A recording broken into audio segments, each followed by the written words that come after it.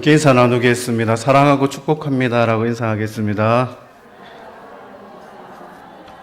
아멘. 찬양이 너무 좋았습니다. 왜 좋았느냐? 그냥 하는 멘트가 아니라 오늘 설교의 주제가 다 거기에 어떻게 이렇게 딱 맞추셨는지 모르겠지만 그 주님을 섬기는 것에 후회가 없다라는 그 메시지가 오늘 전할 이 설교 말씀에 다 들어가 있습니다. 예. 여러분 러브 스토리 좋아하십니까? 러브 스토리 누군가의 이야기든 나의 이야기든 러브 스토리 하면 참 좋아할 겁니다. 지난주 강사로 오후 예배 강사로 오셨던 이제 우리 샘병원 미션 원장이신 우리 박상은 장로님께서 강의 중에 말씀 중에 잠깐 언급한 인물이기도 한데요. 이 닥터 홀가의 러브 스토리를 제가 잠깐 들려드리고자 합니다. 특별히 그 중에 윌리엄 제임스 홀의 아내인 로제타 셔우드 홀. 특별히 이 로제타 셔우드 홀은 우리나라에 들어온 첫 여성 의료 선교사였습니다. 비하인드 스토리 이야기이지만 윌리엄 홀이라는 사람은 사실은 중국 선교사로 파송되었는데 이 한국으로 이 조선으로 들어온 로제타를 만나기 위해서 또 그녀와 사랑해서 그녀와 결혼하기 위해서 중국을 떠나서 이 조선에 들어와서 두 사람이 이제 결혼을 하게 된 거죠. 이 둘은 처음에 미국의 맨하탄 미션 디스펜서리의 선교단체에서 일을 하면서 만났습니다.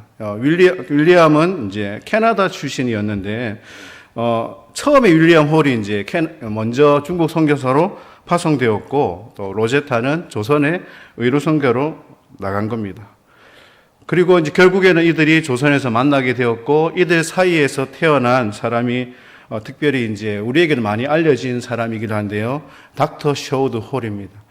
우리나라 결핵 환자의 퇴치에 가장 앞섰던 사람이기도 하면서 우리에게 오랜 추억과도 같은 최근에 또 이렇게 새롭게 등장하기도 했는데 크리스마스 실을 만든 사람이기도 합니다. 이들 홀 가정이 우리 한국 근대사뿐만 아니라 우리나라 의료 및 또 의과대학 발전에 있어서도 그 기초를 쌓은 인물들이기도 합니다. 이 모든 것들이 이루어질 수 있었던 그 과정 속에는 바로 그 중심에 첫 의료 여성 선교사였던 로제타가 있다라는 사실입니다. 사랑이라는 이름으로 맺어진 그들의 그 시간이, 그들의 생애가 바로 한국 선교의 헌신이라는 열매로 이제 남아 있다라는 사실입니다. 프랑스 시인이자 작가인 우리에게 익숙한 빅토르 위고, 그렇죠. 레 미제라블, 그 다음에 노트르담의 고추 등으로 유명한 작가이기도 합니다. 이분은 참 영향력 있는 작가이면서 여러 명언을 많이 남긴 분이기도 합니다. 그 명언들 중심에는 우리의 신앙적인 측면으로 본다면 그러게 우리에게 새롭게 도전을 주는 그런 명언이 있는데 그 명언 하나를 제가 들려드리고자 합니다. 우리의 삶은 짧다. 하지만 우리는 우리의 시간을 허비함으로써 우리의 삶을 더 짧게 만든다. 그가 남긴 명언은 삶에 대한 것이 많습니다. 그리고 우리에게 알려진 또 하나의 명언 중에서 익숙한 것인데요. 여자는 약하다. 그러나 그렇죠. 잘 아시죠? 어머니는 강하다. 여자는 약하지만 어머니는 강하다라는 말을 남겼는데 이것은 어쩌면 자식에게 베푸는 어머니의 그 본능적인 사랑과 희생과 헌신이 크다라는 것을 말씀하고 있습니다. 앞서 소개한 이 홀가의 이야기도 이 로제타가 남편 윌리엄 제임스 홀을 이제 조선이라는 나라에서 만났는데 몇 년 만에 이 남편을 떠나보내게 되었느냐? 몇 년? 3년 만에 이 윌리엄 홀은 장티푸스에 걸려서 먼저 조선 땅에서 이제 순교를 하였습니다. 남편이 이 조선 땅에서 죽었다면 만약에 여러분들이라면 어떻게 하시겠습니까? 지난주에 이미 우리 원장이 소개하신 것처럼 그런 상황에서도 불구하고 로제타는 떠나지 않고 이 한국 땅에서 44년을 보내면서 오직 장애인과 또 여성 의료 교육을 하는데 모든 생애를 바쳤습니다. 그리고 68세의 나이에 한국을 떠나서 1951년에 이제 86세의 나이로 별세하였습니다. 그녀는 이제 또다시 가족과 함께 서울 양화진 선교사 묘역에 묻혀 있습니다.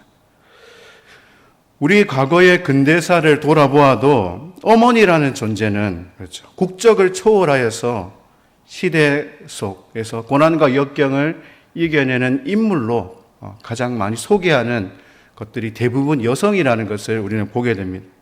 삶의 무게를 누구보다도 견뎌내야 하는 인물이 남성이 아닌 여성이라는 것이지요. 그래서 누군가 내가 만약에 헌신해야 될 대상이 있다면 그 헌신해야 대상에 향하여서 내 생명까지 줄 수 있는 것이 남자가 크냐 여자가 크냐 본다면 누가 더 클까요? 대답하기가 쑥스러워 하시는데 누가 더 클까요? 여성이라는 것을 보게 됩니다. 맞습니까? 별로 수긍을 안 하시는데 저는 개인적으로 그런 희생 정신은 여성이 크다라고 확신합니다. 성경에도 등장하는 여러 인물의 여성들이 있습니다. 특별히 신약 성경에 등장하는 여인들, 무엇보다 특별히 예수님의 사역에 아주 적극적으로 도운 그리고 헌신한 여인들이 있다라는 사실입니다. 이들의 시간을 가만히 들여다보면 시대적으로나 사회적으로나 문화적으로 볼 때 그렇게 협력하고 그렇게 헌신한다는 것이 쉽지 않은 상황이라는 것을 우리는 그 시대 속에서 살펴볼 수 있게 되는 겁니다. 우선적으로 예수님 당시에는 예수님께서 어떤 곳에 특정한 지역에 머무시면서 복음을 전하신 것이 아니라 갈릴리의 여러 지역을 다니면서 복음 사역, 하나님 나라의 복음을 전하셨다라고 성경은 우리에게 말씀해 주고 있습니다. 그것이 바로 오늘 본문 1절의 말씀인데요. 우리 1절 말씀을 다시 한번 같이 읽겠습니다. 그 후에 예수께서 각 성과 마을에 두루 다니시며 하나님의 나라를 선포하시며 그 복음을 전하실새 12 제자가 함께 하였고, 이 본문 1절 말씀 중에 그 후에라는 표현을 하고 있습니다. 그 후라는 것은 뭔가 앞에서 일어난 사건을 이어지는 것을 말씀하고 있는 거죠. 그 하나의 사건이 뭐냐? 바로 한 여인이 예수님의 발에 향유를 부은 사건입니다. 잘 아시지요? 그런데 성경은 이 여인을 가리켜 표현하기를 누가복음 7장 37절에서 그 동네에서 죄를 지은 한 여자라고 지칭하고 있습니다. 단정하는 거죠. 그렇다면 겉으로 드러난 뭔가가 있기 때문에 그 여인을 죄인 취급한 것입니다. 그런데 그런 시대 상황에서 예수님은 많은 사람들에게 손가락질 받고 많은 사람들이 정죄받던 그 여인을 향하여서 처음 예수님께서 내뱉으신 말씀이 무엇입니까? 너의 죄 사함을 받았다라고 말씀하셨습니다.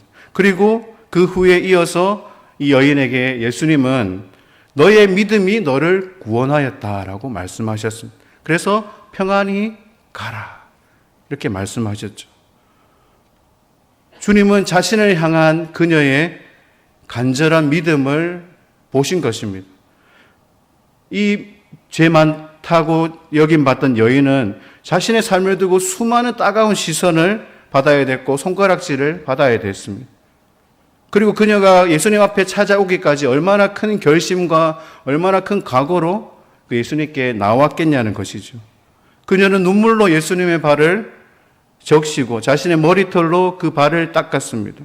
그리고 그 발 위에 향유를 부은 것이죠. 당시 여인이 운다라는 것은 아무 곳에서나 우는 것이 허락조차 되지 않았다라는 겁니다. 오직 울 수 있는 장소가 어디냐? 그것은 장례식장이라는 겁니다. 그런데 그녀가 그런 장례식장도 아닌 예수님께서 있는 그 현장에서 많은 사람들이 지켜보는 가운데 눈물로 예수님의 발을 닦았다라는 겁니다. 그만큼 예수님을 향한 간절한 마음, 간절한 믿음이 있다라는 것을 우리에게 가르쳐주고 주님 또한 그녀의 그 간절한 믿음을 보고 계셨다라는 사실입니다. 바로 이 사건이 있고 그 후에 새로운 사건으로 이어지고 새로운 방향으로 나아간다라는 것을 우리에게 가르쳐주고 있습니다. 바로 그 후라는 것은 오늘 1절 말씀에도 나타나지만 예수님께서 2차로 갈릴리 지역의 여러 지역을 다니시면서 이제 전도 여행을 하신 그 장면입니다. 그런데 이 장면을 소개하면서 오늘 본문 2절, 3절이 오늘 말씀의 핵심과도 같습니다. 주님이 찾아다니시는 그 지역에 함께한 여인들을 소개하고 있습니다. 예수님의 복음 전파 사역은 우리가 사실 자주 접하는 부분이기도 하죠. 그런데 오늘 예수님의 사역에서 우리가 조금 더 주목하게 되는 것은 3절 말씀입니다. 우리 3절 말씀을 함께 읽겠습니다. 헤롯의 청지기 구사의 아내 요한나와 수산나와 다른 여자가 함께하여 자기들의 소유로 그들을 섬기더라. 자신들의 소유로 예수님과 제자들을 섬겼다라고 말씀하고 있습니다. 여러 여자가 함께하여 자기들의 소유로 그들 곧 예수님과 제자들을 섬겼다라고 말씀하고 있습니다. 이 여인들이 이 남자들만 다니는 이 유대인 사회에서 예수님과 제자들을 섬겼다라는 겁니다. 그런데 이 섬겼다라는 단어는 원어적인 의미로서는 여러 가지 단어로 사용되는데요. 이 섬김의 단어 중에는 노예로서 어떤 맹목적으로 섬길 수밖에 없는 종의 신분으로서의 섬김을 뜻하는 그런 헬라어 단어도 있고요. 돈을 벌기 위해서, 이제 밥벌이 하기 위해서 봉사하는 것을 말하는 그런 섬김으로서의 단어도 있습니다. 그리고 어떤 공적인 일에 봉사하는 섬김에 뜻하는 그런 헬라어 단어도 있습니다. 그런데 오늘 말씀에서의 이 섬겼다라는 섬김의 단어는 디아코네오라는 단어인데 이 단어의 뜻은 기본적인 뜻이 무엇이 있느냐? 자원하여 봉사하다라는 의미가 담겨 있습니다. 그녀들의 섬김, 예수님을 향한 섬김이 누군가가 시켰거나 요청해서가 아니라 뭐해서, 자원해서 봉사했다라는 그것을 우리에게 가르쳐 주고 있습니다. 그렇다면 우리가 그 섬김을 좀 더 살펴볼 필요가 있습니다. 예수님의 사역은 앞서 말씀드린 것처럼 어떤 특정한 장소에 머물렀던 것이 아니라 계속해서 돌아다니는, 이동하는 그런 사역이었습니다. 여기저기 돌아다닌다고 한다면 사실은 누구나 인간이라면 매 시간 때마다 찾아오는 것이 있죠. 뭘까요? 배고픔, 맞아. 식사 시간. 밥을 먹어야지 전도도 하고 밥을 먹어야지 그 사역들을 감당할 수 있는 거 아니겠습니까? 그렇다면 예수님과 제자들이 그들이 막 시장에 다니면서 이렇게 음식을 준비하고 했을까요? 곧 누가 예수님과 제자들이 먹을 수 있는 그런 음식들을 준비했을까요? 바로 이 여인들이라는 것을 성경은 우리에게 가르쳐 주고 있습니다. 그리고 밥 먹는 것뿐만 아니라 다른 여러 가지 비용도 충분히 발생했을 것입니다. 여러 지역을 다니다 보니까 드는 여러 가지의 경비들이 틀림없이 있었을 것인데 그 모든 경비를 누가 감당했느냐? 바로 오늘 본문에 등장하는 이 여인들이 자신들의 물질로 예수님과 제자들을 섬겼다라는 겁니다. 예수님과 제자들은 복음 사역에만 전념하였기 때문에 경제적인 수단이 없었겠지요. 그렇기 때문에 당연히 이 여인들의 섬김이 없었다면 예수님과 제자들의 이 공생의 사역은 많은 어려움이 있었을 것이라는 것을 우리는 깨닫게 됩니다. 앞서 또 2절 말씀에서 예수님을 섬기던 사람의 입장에서 본다면 예수님께로부터 병고침을 받은 여인들이었다라는 것을 보게 됩니다. 예수님께로부터 받은 그 은혜가 어떤 것이었느냐? 귀신 들려서 누구도 고칠 수 없었던 그 병을 바로 예수님께서 고쳐주셨다는 거죠. 그것 때문에 당연히 감사해서 따라다닌 것이 아니냐라고 우리가 볼 수도 있지만 그것만이 아니라는 것을 우리는 깊이 깨닫게 됩니다. 예수님 당시에는 과거 우리 사회와 마찬가지로 유대 문화도 여인들에 대한 인식이 굉장히 낮은 그런 문화였습니다. 되도록이면 여성들과 관련된 일들은 잘 드러내지 않고 뭔가 특별히 좋은 일이 있다 하더라도 알리지 않는 것이 어쩌면 미덕인 그런 사회였습니다. 우리가 잘 아는 것처럼 오병이어나 칠병이의 기적에서도 누구의 숫자만 기록하였습니까? 그렇죠. 남자의 숫자만 기록하여서 우리도 사실 그 숫자를 생각한다면 3배, 4배 된다라는 것을 보게 됩니다. 이처럼 유대 문화도 여인들의 노출, 여인들이 뭔가 하는 일에 대해서는 알리고자 하는 마음이 없다라는 것을 보게 됩니다. 여인이 좀처럼 사회의 어떤 구성원으로서 무언가 일을 하는 것에 대해서도 너무나 조심스러운 그런 시대였다라는 사실입니다. 특별히 누가복음은 이런 사회적인 배경 속에서도 다른 복음서와는 차이가 있는 여성에 대한 분명하고 또 확실한, 특히 한 사람 한 사람의 이름까지 알려주고 있다라는 것을 보게 됩니다. 그래서 오늘 본문에서 예수님의 사역에 있어서 중요한 여인들의 이름을 빼먹지 않고 이 여인들이 누군지를 가르쳐 주는데 이 여인들의 이름을 다시 한번 살펴보면 누가 있습니까? 막달라인 마리아, 그리고 구사의 아내 요한나, 수산나, 그리고 다른 여인들이 있다라고 말씀하고 있습니다. 특별히 마리아와 요한나가 그들이 어떤 사람이었는지를 아주 짧은 단어지만 분명하고 정확하게 그녀들이 누구인지를 이야기하고 있습니다. 쉽게 말해서 신상 정보를 아주 짧지만 누구나 이것만 들어도 이 여인이 누구인지를 안다라는 겁니다. 마리아도 말씀에 나타나 있지만 7 귀신에 들려 오랜 시간 동안 고생한 여인입니다. 그래서 이 여인을 가리켜서 막달라인 마리아라고 말씀하고 있습니다. 이 막달라라는 지역은 갈릴리를 중심으로 해서 호수 북쪽에 위치해 있는 그런 도시입니다. 그래서 이곳 출신인 여자라고 우리에게 분명하게 알려주고 있습니다. 이 여인은 7 귀신이 들릴 정도로 고생을 하였다는 거죠. 얼마나 큰 귀신이 들렸는지 아무도 그녀의 이 질병을 고칠 수가 없었다라는 겁니다. 그런데 예수님을 만남으로 고침을 받았죠. 그리고 예수님을 만나고 고침받은 이후로 예수님을 끝까지 따라다니고 끝까지 헌신한 여인 중에 한 사람이라는 것을 우리는 성경을 다 읽어보면 이 복음서가 끝나는 부분에 이 여인들의 이름이 또다시 등장한다라는 것을 보게 됩니다. 예수님이 십자가에 달려 죽으심의 현장에서도 이 여인들은 남아 있었고, 그리고 예수님이 죽으신 시체의 향품을 받기 위해 무덤까지 찾아갔던 여인들이 누구냐? 바로 오늘 본문에 등장하는 이 여인들이라는 사실입니다. 그리고 또한 가장 중요한 것은 예수님의 부활하심을 가장 먼저 목격한 사람도 바로 이 여인들이라는 사실입니다.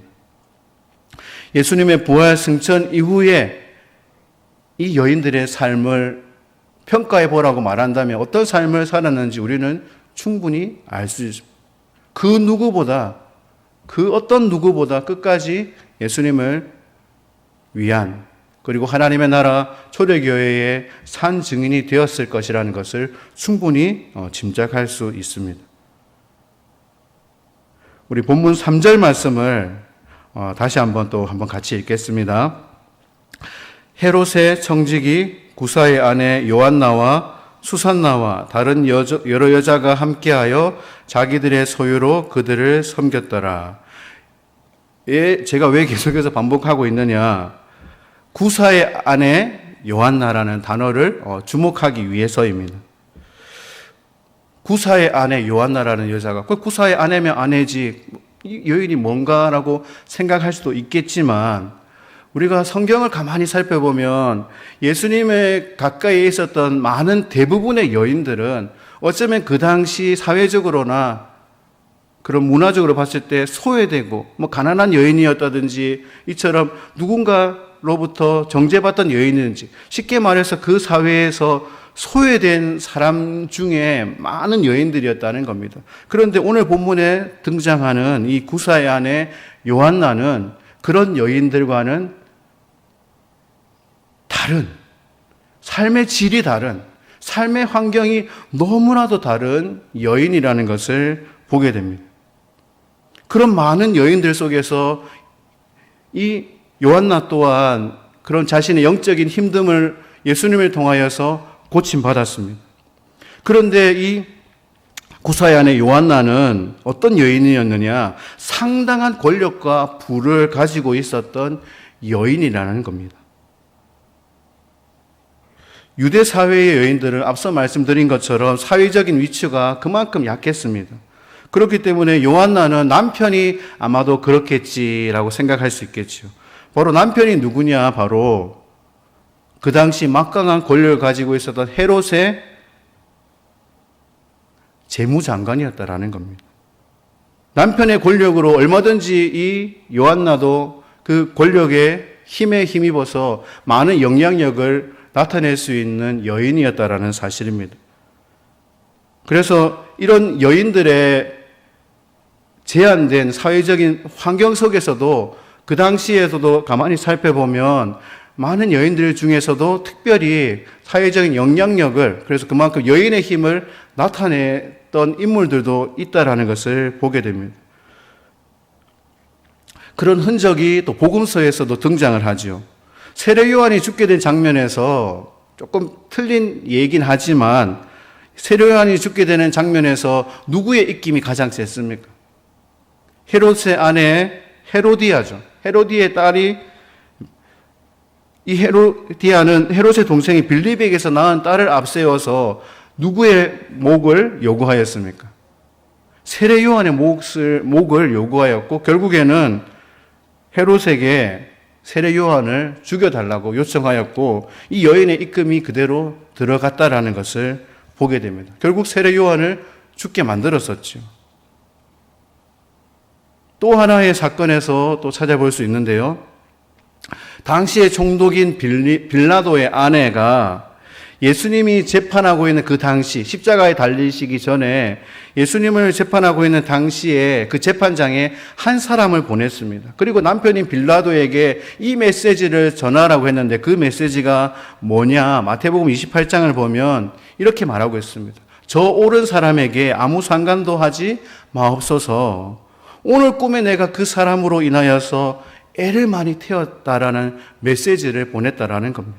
재판하고 있는 남편에게 자신의 메시지를 전달했다는 것을 본다면 빌라도의 아내도 분명하게 만만치 않게 그런 어떤 정치적인 권력을 행사했다라고도 우리는 볼 수 있다라는 겁니다. 이 후대의 문헌에서 이 빌라도의 아내의 이름을 알 수 있는데요. 그녀의 이름은 프로클라 클라우디아라는 이름입니다. 그래서 초대교회, 에디오피아 교회에서는 그녀를, 이 여인을 성자의 이름으로 추대하여서 또 이렇게 높이는 것을 보게 됩니다. 오늘 본문 3절에 등장하는 요한나 역시 남편이 헤롯의 재무장관이었기 때문에 그만큼 힘을 나타낼 수 있는 여인이라고도 볼 수 있습니다. 그런 막강한 배경을 가진 이 요한나가 예수님과 제자들과 함께 갈릴리 마을을 여러 지역을 다니면서 복음을 선포하는 동안 그것이 한두 번 한 것이 아니라 계속해서 따라다니면서 예수님을 섬기고 제자들을 섬겼다라는 사실입니다. 이 요한나가 바로 이 요한나 역시도 예수님의 무덤을 찾아갔을 때 천사로부터 예수님의 부활 소식을 들었던 그 여인들 중에 한 사람이라는 겁니다.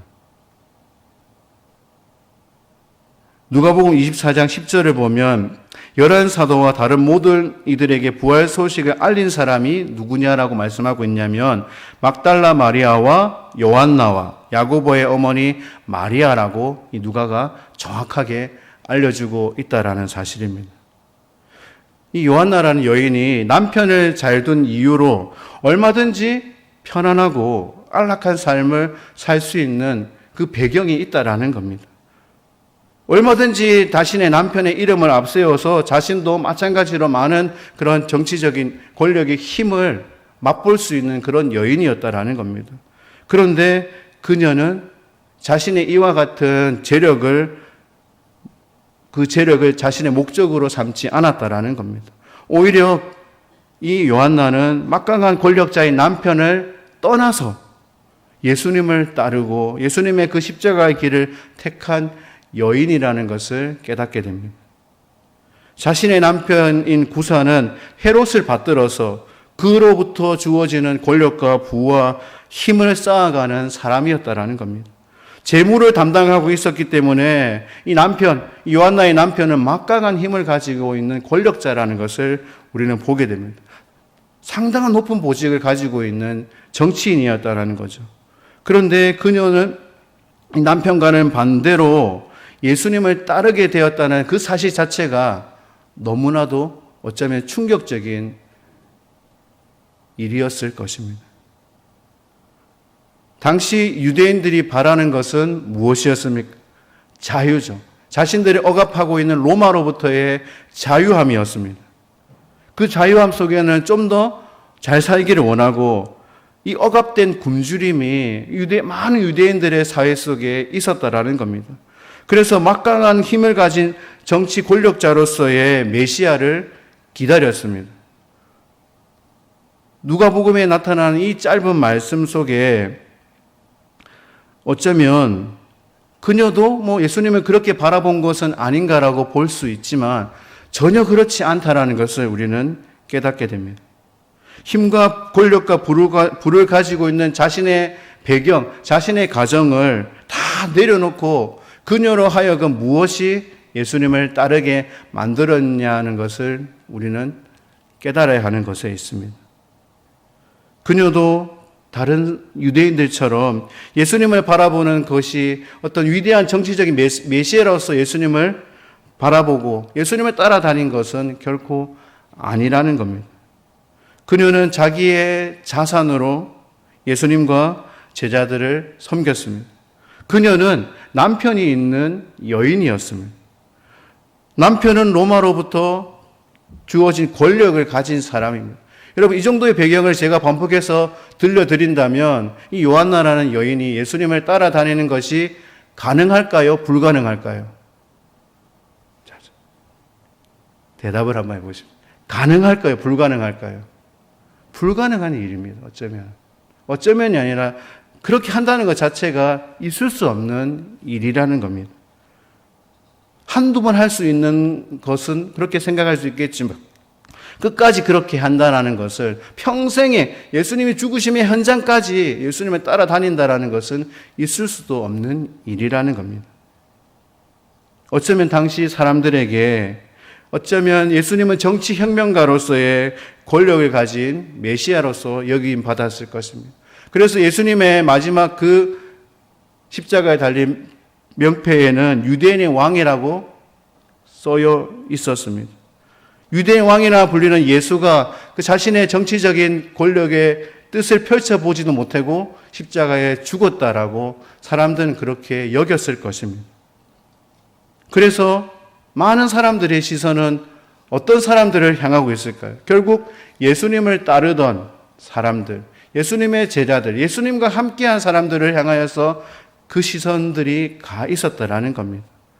이 모든 상황에서 여인으로서 예수님을 따라다니고 예수님의 십자가에서 죽으신 그 무덤에까지 찾아가서 장례를 준비하려고 한 이 요한나 그리고 마리아의 행동은 결코 쉬운 것이 아니라는 것을 우리는 깨닫게 됩니다.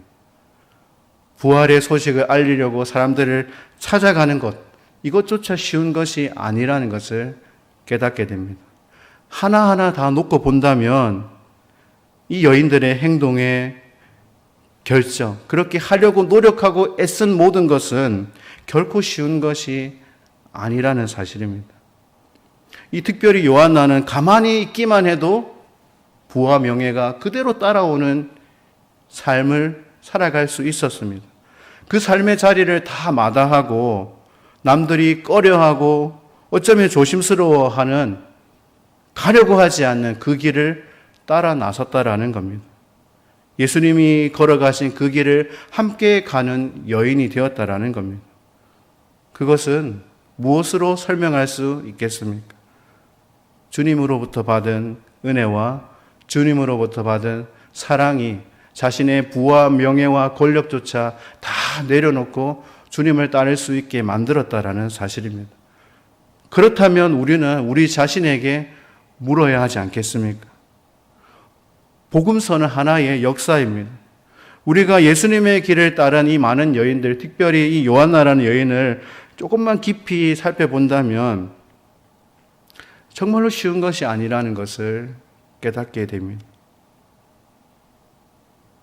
초대교회 당시에는 처음 서두에 말씀드린 것처럼 유대 남성 위주의 그런 문화였기 때문에 이런 성경을 해석하는 것조차 남성 위주의 해석이 많았다라는 겁니다. 그래서 그런 전통적인 입장에서 본다면 이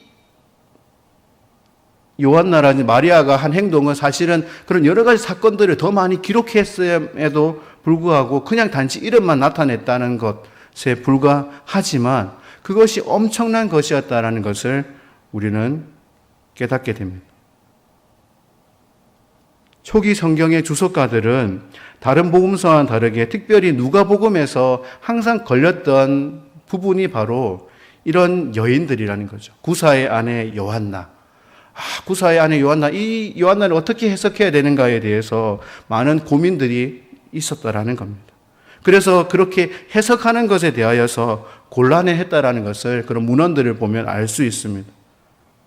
그리고 그녀의 배경에 대하여서 여러 각도로 해석을 하는 거죠.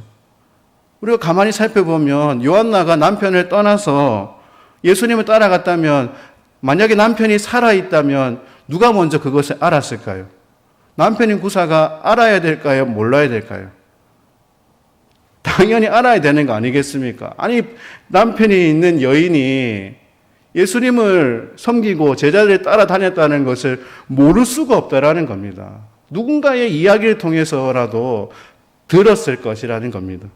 그래서 어떤 해석가는 구사의 아내 요한나라고 말하고 있지만 예수님 당시에 구사가 죽었을 것이다. 그러니까 그녀가 과부이기 때문에 마음 편하게 예수님을 따라다니면서 헌신할 수 있었을 것이다 라고 해석을 하기도 하였습니다. 아니다. 그것은 아닐 것이다. 남편에게 허락을 받아서 어느 정도 적당히 했을 것이다 라고 그렇게 해석을 하기도 합니다. 그런데 우리가 분명하고 정확하게 알 수 있는 것은 이 누가복음의 저자인 누가는 이 요한나를 소개할 때 결코 과부라고 말하는 것이 아닙니다. 이 요한나를 향하여서 어떤 사람이다.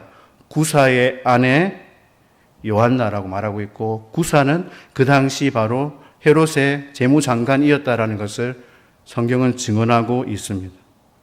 이것이 바로 요한나가 남편이 가진 부와 명예와 이 권력의 자리를 떠나서 예수님을 따라 바로 예수님의 길로 나선 여인 중에 한 사람이라는 것을 우리에게 정확하게 가르쳐주고 있는 사실입니다.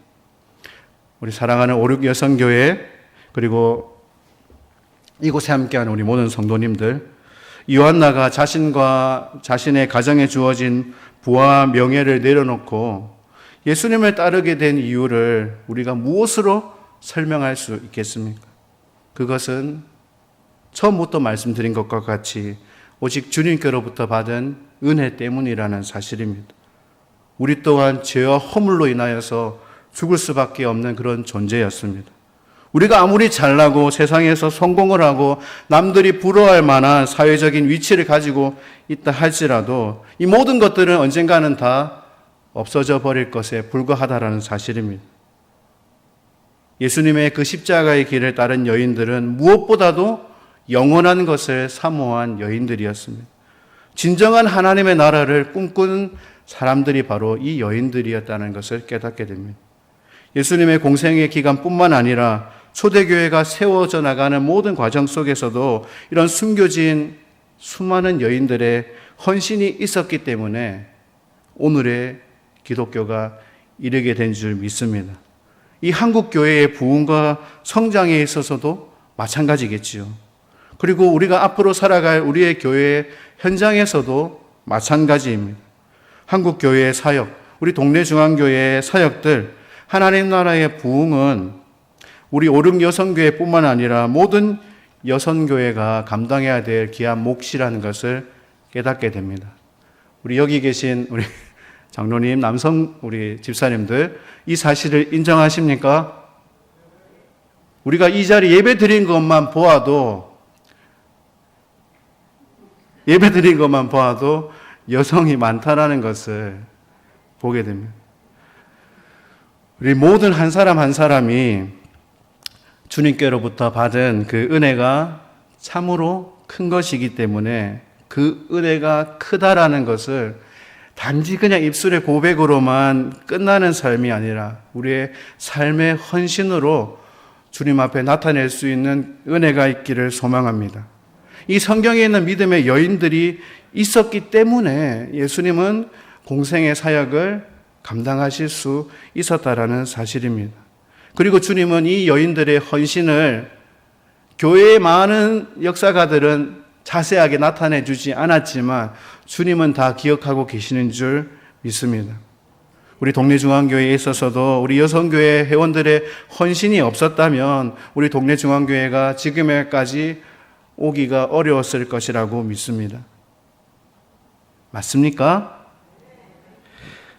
앞으로도 우리 모두가 더욱더 말뿐이 아닌 우리의 정말로 숨겨진 곳에서부터 진정한 헌신을 통하여서 주님을 섬기고 세상을 섬기고 이웃을 섬기고 정말로 이 땅 가운데 하나님의 나라가 이루어지는 은혜를 경험하는 우리 모든 여성교회 회원들, 우리 모든 동네중앙교회 주의 권속들 되시길 소망합니다.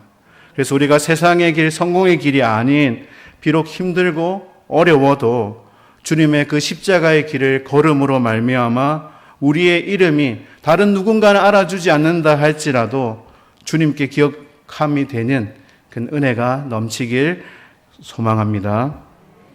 우리 이 시간 함께 말씀을 놓고 기도하겠습니다. 우리 먼저 기도하실 때 오늘 특별히 헌신예배 우리 오륙 여성교회 회원들 모두가 우리 한 마음과 한 뜻이 되어서 더욱더 주님의 몸된 동네 중앙교회를 세워나가는 그리고 주님의 길을 따르는 믿음의 여인들이 되게 해달라고 우리 오륙 여성교회 그리고 모든 여성교회 회원들을 위해서 기도해 주시기 바랍니다. 그리고 계속해서 기도하고 있는데 우리 세운 성도의 아이 우리 정원이가 계속 기도하고 있는데 심장 이식을 위한 바드 수술을 이제 무사히 마치고 일반 병실로 옮겼습니다. 이후에 있을 심장 이식 과정 가운데 또 하나님의 은혜가 넘치게 해달라고 우리 정원이를 위해서 기도해 주시고요. 우리 청년교회 이하늘 성도가 갑상선 암으로 판정받아 수술 예정 중에 있습니다. 모든 과정 속에 주님이 함께 하셔서 무사히 치료받게 하여 주시고 치유하시는 하나님의 소망과 평강을 고백하는 귀한 청년이 되게 해달라고 우리 기도해 주시기 바랍니다. 그리고 마지막으로 기도할 때